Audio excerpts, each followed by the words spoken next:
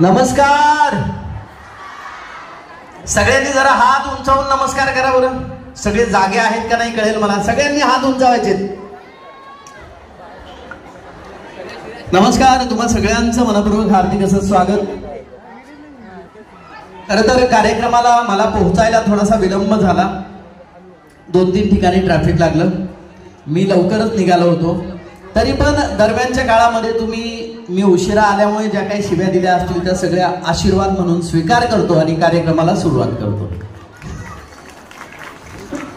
Okay. So आता प्रचंड महिला भगिनी जमलेल्या आहेत. प्रत्येकाला खेळायचं आहे. प्रत्येकाची इच्छा आहे की काहीतरी आपल्याला स्टेजवर खेळायला संधी मिळावी.